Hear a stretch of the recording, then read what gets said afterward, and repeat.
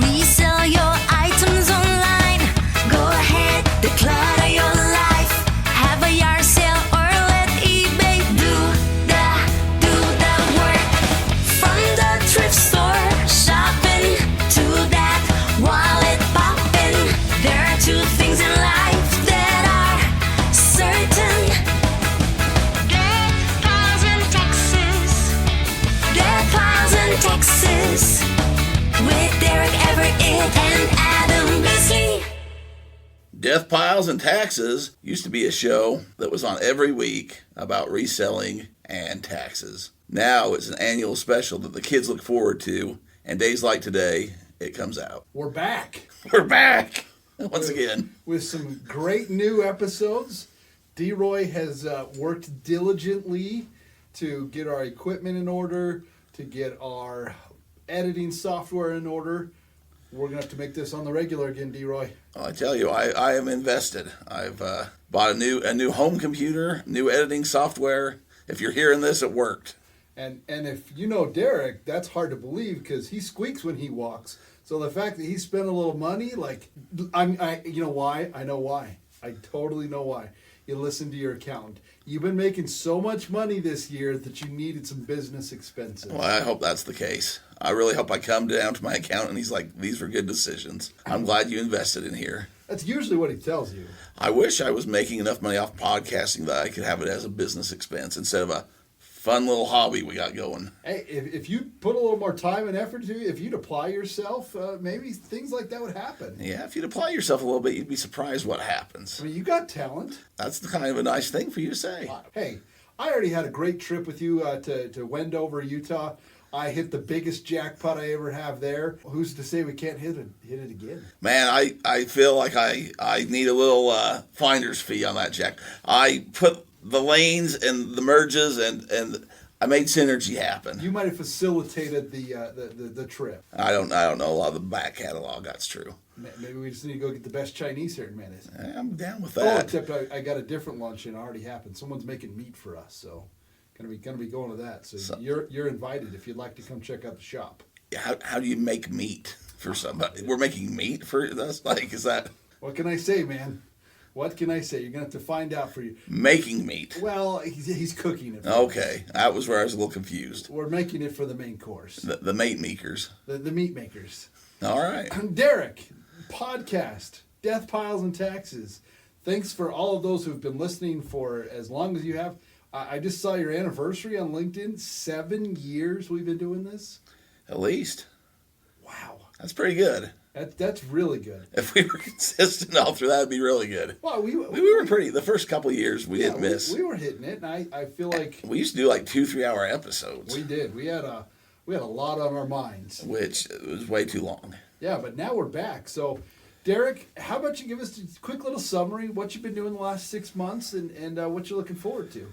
Well, I got back in the Whatnot game a little bit, so I've been doing some Whatnot shows, and I'm looking forward to doing a lot more on there. It's a pretty good spot for moving just like singles and cards that are like $2 to $3, something like that. But if you do enough of those in an hour, it adds up. And then my bigger stuff I'm still doing with eBay. I'm doing a little grading. Just kind of, that's where I've been. I need to figure out some more things, some more paths, but things change with work. Things change with everything just kind of changes. So I'm just trying to keep up, man. I'm just trying to keep on pedaling and see what happens. But I've had some good eBay sales. I got to take over and take over to the post office even today. Like $60 here, $100 there. It adds up. So it all adds up. Well, you know me. It's whenever you post this, which will probably be soon, it's tax time, baby. This is money-making season for me. You ramped up? Are you ready? And you know what I love? You know how amazingly the federal government runs things? I mean, they're so efficient. There's no problems. It's always just the way it works. We had a lot of legislative changes last year. We had a lot of things. And I am going to tell you something that's going to blow your mind. I'm here. Let's hear it. I know that probably one of the big hot topics about what's different this year than any other year is overtime pay. No tip on taxes. That was the big sell. It was a big sale. I love when people come up with ideas and then make people make sense of those ideas. So the best part is for 2026, the proper reporting on your W-2s. Because right now, everything's supposed to be run through your W-2, right? Like That's what they claim. that's what they send to the IRS and saying, Mr. DeRoy Everett, you made X amount of dollars. This is how much federal tax. This is how much state tax you've had withheld. This is what you report to the government. Now, they already have that information, so it's kind of like this, what are we really doing here? But they've made the tax system so difficult that in order to do it correctly, without questions, you really need a hire professional. Especially if you start owning your own business, there's a lot of things that a professional may or may not know that you don't. This year, it is going to be the wild, wild, wild west. The way the overtime pay, non-tax, there's so many restrictions into it. There's so many things.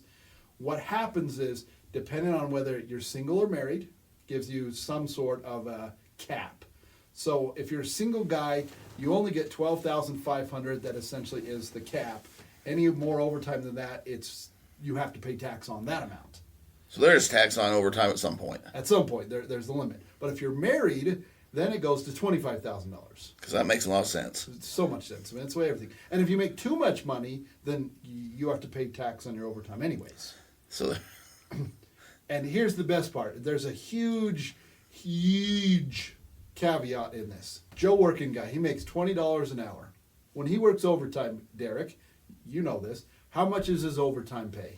time and a half. Time and a half. Time and a half. Simple math, we like to do that on our shows, would be $30 an hour. So, in Derek's mind, Derek, guess what? You don't have to pay any tax on overtime.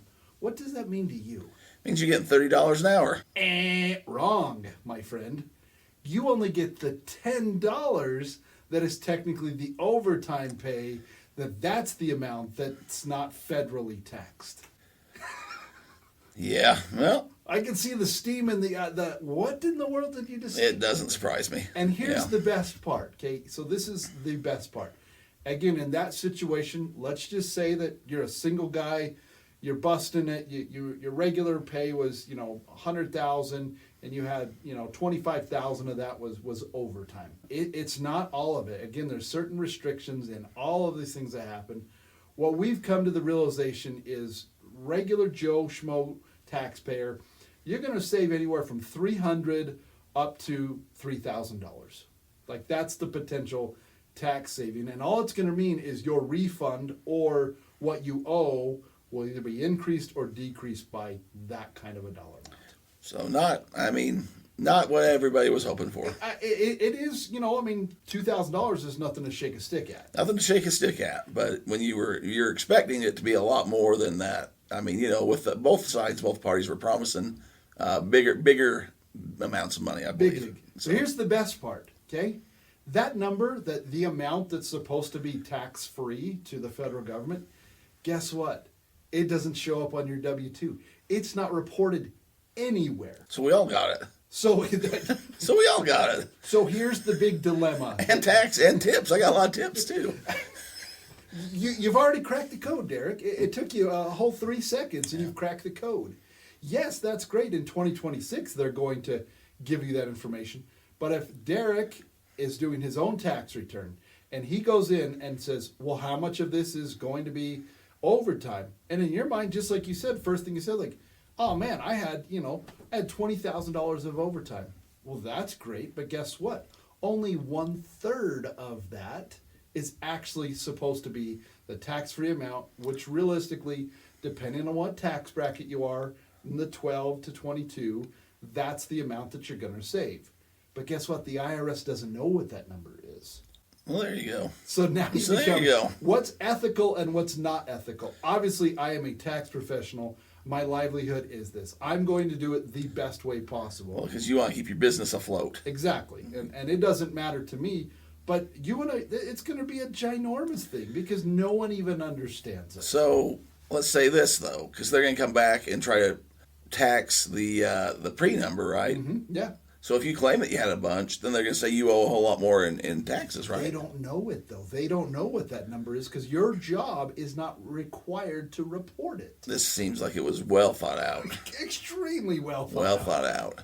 I didn't mean to boggle your mind, but I knew this is getting back into the saddle again. Well, everybody's excited about that. Everybody was like, man, we work some overtime, not gonna have to pay taxes on that. That's gonna be great. Should have showed up on just the paycheck, but of course it's not. We'll make it right during tax time, and Yes. we'll just keep pushing it. And then the tips is going to be just as confusing then, right? Because every person that whenever you're giving cash tips, they're claiming all of those. Oh, 100%. And that's just what. Sometimes they do 110 just to make sure that's fair and even, making sure that in case they forgot somewhere along the way. Absolutely, and especially with Venmo, like there's Yeah. absolutely. I mean.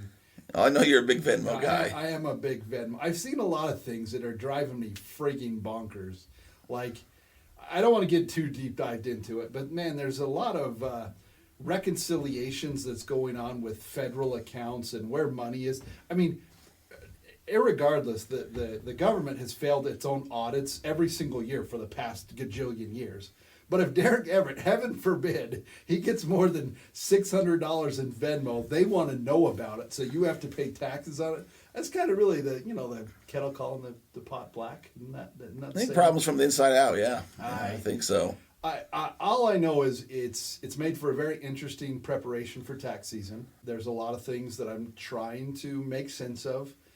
That's obviously one of them. There's a lot going on with senior citizens, with how your Social Security may be taxed or not taxed. The same thing. There's so many rules that go into it. It's all income level based. A lot of these changes will fully come into play in 2026, not 2025. So in your answer, yes, I am ready. Rules and regulations, we're excited for it. Oh, I love it. Tax season's up, so that means Deathpiles and Taxes will be up for a few more weeks anyways. I feel like we're making a recommitment here. I really do. I do too. I think I like the new space. We were in another studio. Adam's kicked me around here more. He's got more rooms for me than anyone would believe. Yes. Very generous to give me a space to do a podcast, though, especially the rent that he charges for everything that we're doing. But I like this spot that we're in now. We're in a new little room. It's a little tighter, a little more homely. Yeah. And he's going to put a big dance studio next door for ballroom dances and all sorts of things, from what I understand. That's the plan. I mean, you've been telling me you've been renting that studio. You've actually been paying money for your ballroom dance studio. It's big, it's large and spacious, and for the podcast, it just didn't sound or feel right. Yeah. But this room is more like where we started, I think. I think so too. We're gonna have to get some pictures in here. Yeah, I think so. I'm liking it. I'm liking the vibe. We need to get you on the other show. You got a story we want you to share on the other show. Oh, yeah. We need Jimmy for that, though. Yes. So I think all that being said, Adam, there's two things in life that are for certain. That would be Deathpiles and taxes.